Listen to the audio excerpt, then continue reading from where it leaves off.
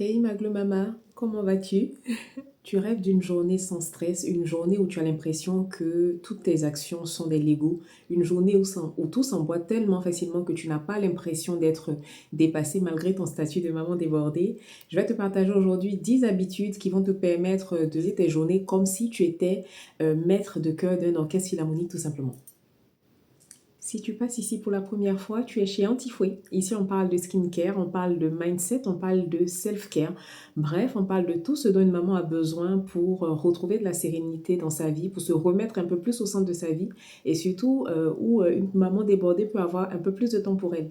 Donc, si ce sont des problématiques qui te parlent, si ce sont des problématiques qui résonnent en toi, si en ce moment dans ta vie, tu as besoin d'un peu plus de sérénité, tu as besoin d'être un peu plus encouragé, tu es au bon endroit. N'hésite pas à t'installer durablement. N'hésite pas à t'abonner, à activer la cloche de notification et à partager cette vidéo, pourquoi pas, à une maman qui a besoin, elle aussi, de retrouver un peu de sérénité dans sa vie. Une des choses pour lesquelles être maman de plusieurs enfants peut faire peur, c'est d'être vite débordée. C'est d'être tellement submergé par les tâches qu'on ne sait plus où donner de la tête, on ne sait plus comment faire pour s'en sortir. Je vais te partager aujourd'hui 10 astuces qui, moi, m'ont permis de trouver un peu plus de sérénité dans ma vie, qui m'ont permis de dégager du temps pour moi, de trouver des petites bulles dans ma journée que j'ai appelé le sas de décompression. Donc, ce sont des moments où je vais pouvoir me consacrer du temps à moi-même, profiter un peu. Donc, c'est parti. Première habitude, se préparer pour la journée. Je le dis souvent, une maman qui n'a pas de routine matinale, c'est une maman qui est débordée.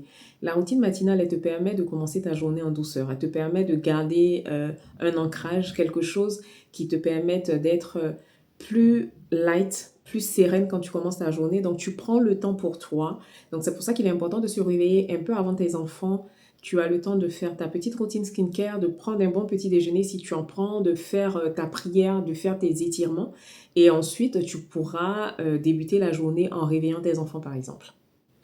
Consacrer du temps à chaque pièce de ta maison. C'est-à-dire que tu te mets un timer. Ça peut être par exemple 20 minutes pour le salon, 20 minutes pour les sanitaires, 20 minutes pour la chambre, 20 minutes pour la chambre des enfants. Donc le fait de timer comme ça et de faire des petites tâches au quotidien, c'est ce qui va te permettre d'éviter le débordement. En général, on a envie de consacrer que le week-end à son ménage, à ranger. Et ça, c'est quelque chose qui va te déborder très rapidement.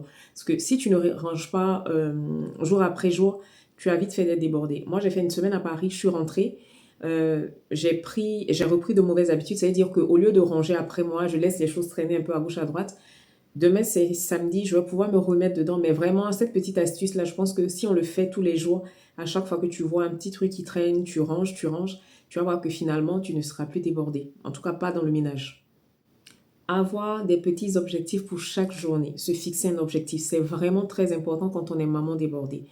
Ça peut être par exemple aujourd'hui, je vais ranger le placard des enfants. Après avoir rangé le placard des enfants, je vais peut-être faire le tri. Je vais peut-être trier mes placards de la cuisine. Mais dans chaque journée, il faut que tu aies un petit objectif qui te permette de ne pas être débordé par certaines tâches. Il y a des tâches qu'on n'aime pas, qu'on va négliger. Et si tu ne te fais pas violence, si tu ne prends pas sur toi pour consacrer des petits moments à ces tâches-là, elles vont s'accumuler tout simplement.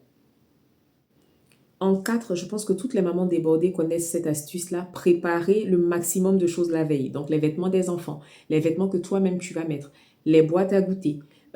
Regardez en fonction du planning, est-ce qu'ils ont une activité particulière? Ça veut dire que est-ce qu'ils doivent aller par exemple à la piscine? Est-ce qu'ils ont un sport particulier à faire? Et toujours préparer les affaires dont on a besoin la veille. Ça évite le rush du matin, ça évite de courir, ça évite de s'énerver comme moi ce matin. Parce que hier, mon fils m'a dit qu'il allait à la bibliothèque avec sa classe, il devait rendre un livre. On n'a pas cherché le livre ce matin et je me suis énervée parce que hier, quand il m'a parlé de la bibliothèque, je lui ai dit, par contre, à 9 ans, moi, je ne vais pas repasser derrière toi pour certaines choses.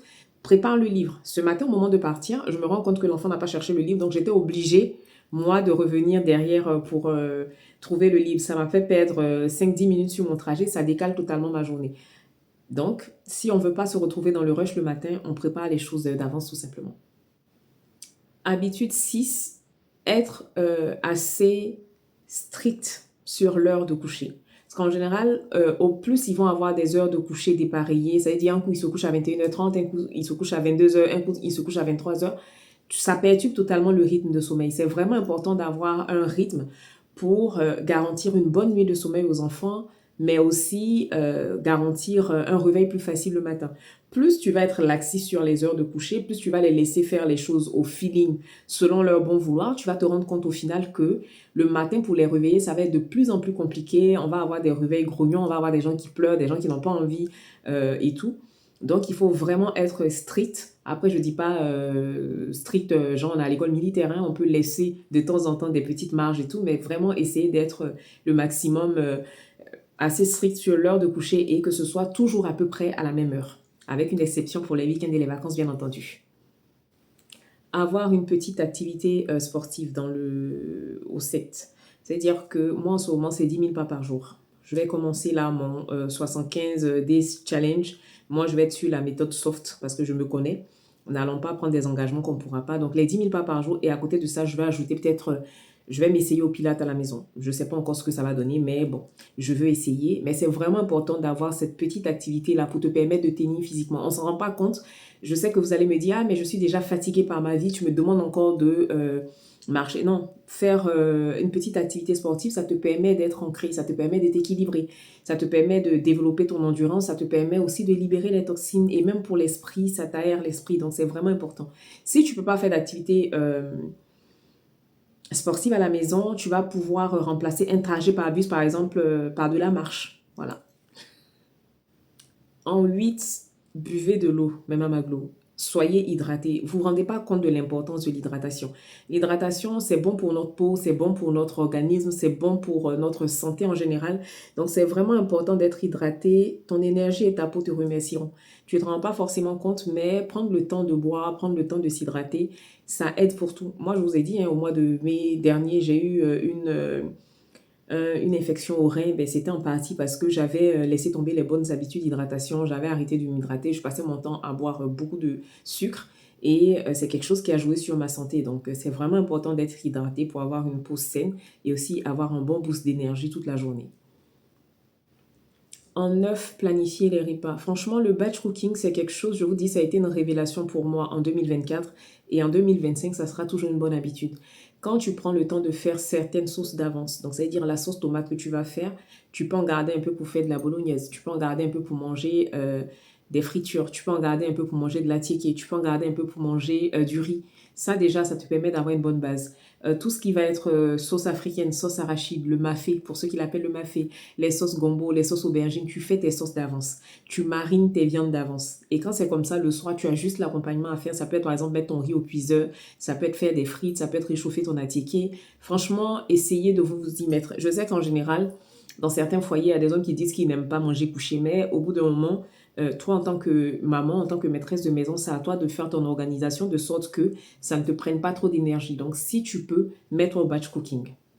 Mon rush pour le 10e point ne s'est pas enregistré, donc je vais vous le faire avec une voix off. Donc en 10, on va prendre soin de soi. On va se créer dans chaque journée une petite bulle où on prend du temps rien que pour nous. Moi, c'est ce que j'ai appelé le sas de décompression. Hein. Tu vas soit prendre un bain, lire, prendre un petit temps tranquille où tu ne fais rien, mais en tout cas, créer un espace, un petit moment de votre journée où vous vous consacrez qu'à vous. C'est votre petit reconfort, vos remerciements envers vous-même pour la journée que vous avez passée à vous consacrer aux autres tout simplement. Donc, n'hésitez pas vraiment à vous créer ce petit cadre-là dans chaque journée de sorte que vous ayez l'opportunité de recharger vos batteries, mais surtout de servir les autres avec plus d'amour, avec plus d'entrain, sans pincement au cœur. Si c'est une vidéo qui t'a plu, n'hésite pas à me laisser un petit commentaire, n'hésite pas à t'abonner et surtout, prends soin de toi. Prends du temps pour toi, prends le temps de faire des choses pour toi. Moi, je te donne des pistes de réflexion, mais le plus important, c'est ce que toi, tu décides de faire, c'est ce que toi, tu décides de mettre en place au quotidien dans ta vie. Je te fais de gros bisous et puis je te dis à mercredi prochain 18h pour une autre vidéo. Moi.